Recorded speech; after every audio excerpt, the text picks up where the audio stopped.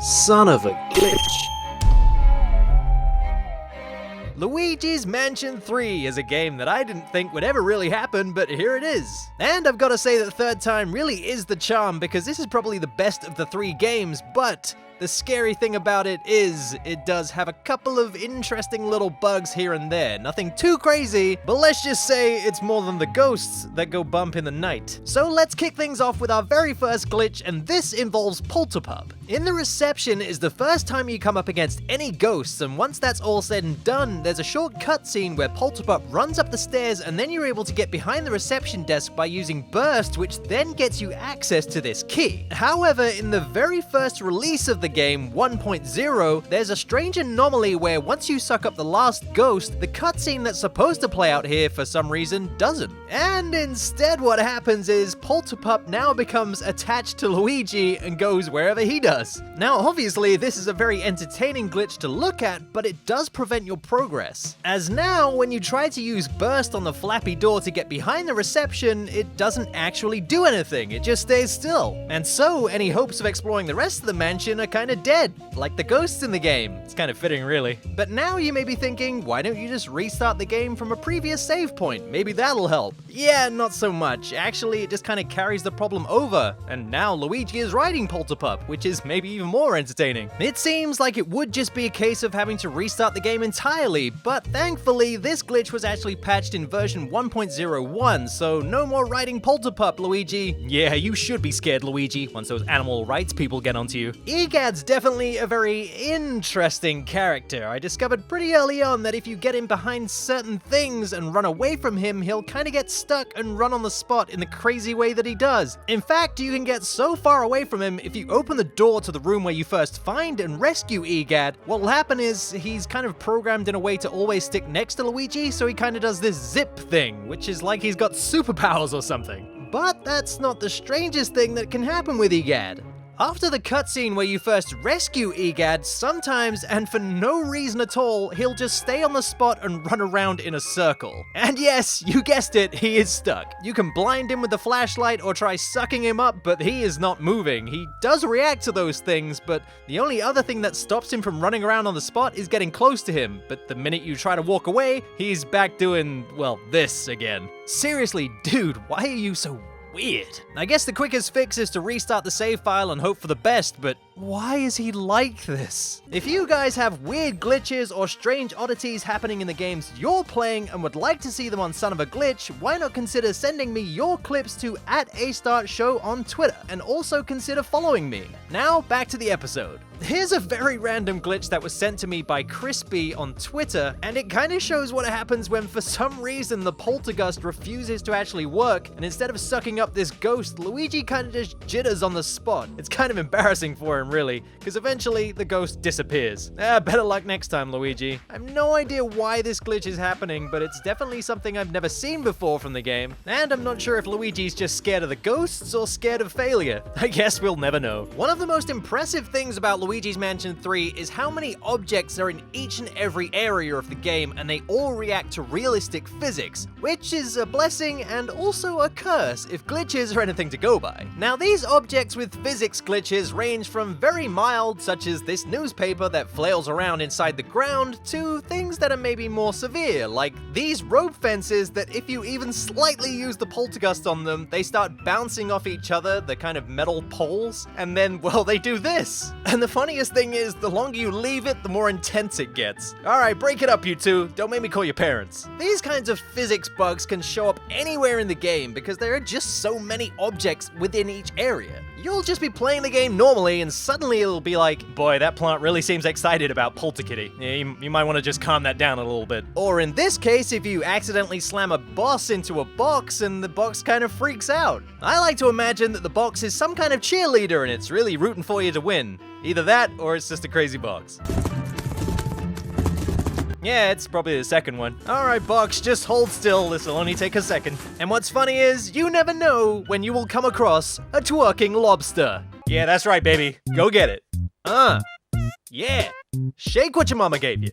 Now, while most of these glitches are kind of random, there is one in particular physics glitch that you can actually get to happen all by yourself. On the hotel shops floor, you'll find the heart store, and inside are a bunch of coins, and then just to the side of those, you'll see this rug. It's a harmless, unsuspecting rug, I promise. Now, our aim here is to get the rug off the top of the cabinet, and we do this by kind of getting in the corner with Luigi and kind of jiggling against it to knock it over. We can also use the Poltergust, and bear in mind this will take some time and effort, but if you're successful, this rug is gonna fall on the ground and freak out big time. Now, I'm guessing because of the unusually large size of object in the game doesn't really know what to do with it, and so you get this.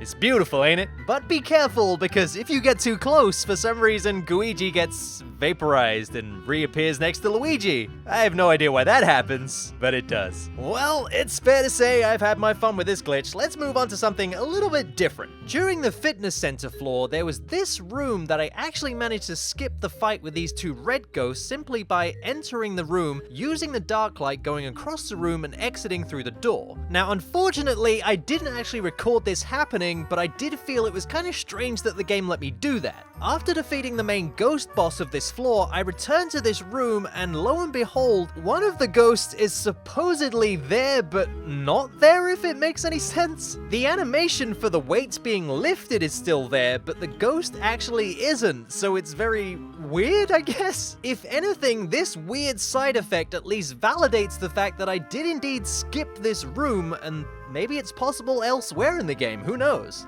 Very strange indeed. Another very minor glitch I experienced in my playthrough was in a bathroom on a floor. I don't actually remember which one, but there's a scene where all the rats kind of scurry off, but some of them kept getting stuck behind the bathroom stalls, and as a consequence, I couldn't actually suck them up. I don't actually think these rats were intended to be sucked up. Instead, they're supposed to follow a path that takes them to the holes in the wall, but for some reason they get stuck behind the bathroom stalls, and the only real way to deal with them is to use the flashlight. But like I said, a very minor glitch, but it was one of the few glitches that I personally experienced through my playthrough. Here's a strange glitch that occurs on the Paranormal Productions floor. In a bunch of different rooms on this floor, you'll find these cameras pointed at different sets, and when you activate them, you'll see that you're now shooting film or recording. The intention of the game being that if you activate the camera as Luigi, the game then switches you to Luigi as your playable character. Which means the only time you'll ever see this recording overlay is if you're playing as Luigi. However, in this footage from Viper Zone, we can see that somehow Luigi has activated the ghosts in this area and is somehow able to fight them outside of the boundaries of where that interaction would usually take place. And a side effect of beating them outside of the boundaries of where you would usually fight them means that the game believes you are behind the camera as Luigi, when in fact we're not. This means that once that fight is over, the game will place the recording overlay on top of gameplay outside of what's being shot by the camera,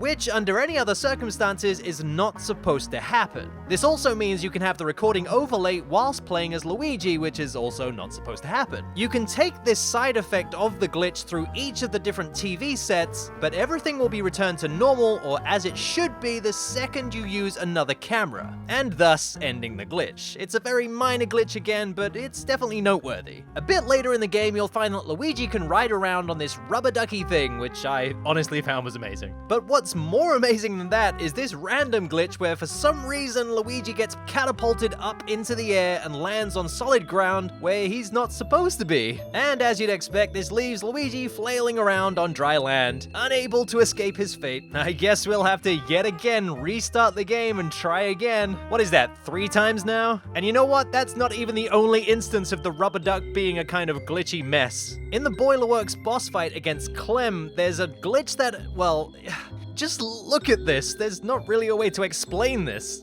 Basically, it looks like Clem kind of gets knocked out of the pool, which is not supposed to happen. We join him, and then Clem kind of fidgets around in the ground. It's bizarre. Honestly, this is amazing to look at. Like, what even is this? And now they're both stuck on the land. This looks more like a relaxing day out by the poolside than a boss fight. Oh, and guess what? This is probably going to result in a restart of the save file just to get this back to normal. Honestly though, this looks like the perfect storm of glitches just happening all at the same time.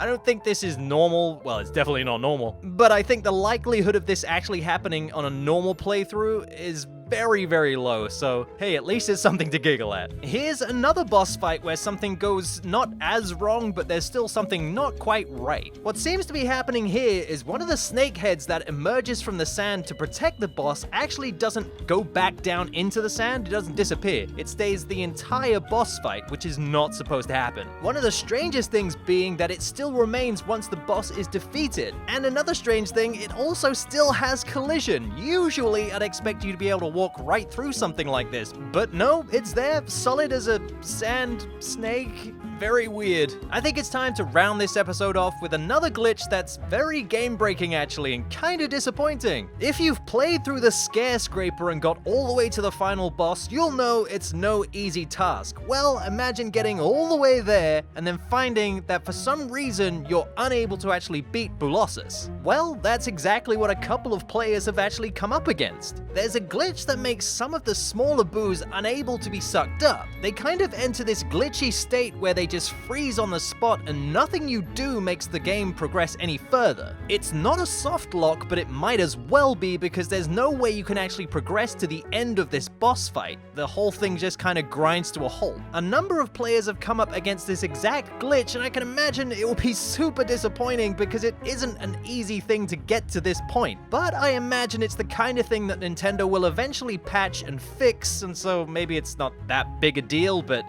wow. Sucks to be these guys, right? Or not, as the case may be. But there you have it, guys. Some kind of interesting, entertaining, wacky, and hilarious glitches you may come across in Luigi's Mansion 3. I'd love to give a huge shout out and special thanks to everybody who allowed me to use their clips in this episode. Due to the random nature of a lot of the glitches in modern games, it's kind of getting more difficult to cover this stuff, and hoping that these glitches happen for me, but they never actually do. So I'd like to thank Game and Mike, Austin980, Roberto Shadow, Adam Hay, Akanuro, Vipazone, Yellow Kirby 64, Ethan Schwartz, and R-Stu for their amazing clips. I couldn't have made this episode without you. And links to their original videos will be posted in the description below. And if you enjoyed this episode, why not check out more Luigi's Mansion glitches from the first game and Luigi's Mansion Dark Moon? You can find them in the Son of a Glitch playlist right here. I also want to thank everybody who supports the Patreon. I know it's been very quiet recently, but honestly, you guys have kept the lights on, and I really appreciate that you do. See you in the next episode!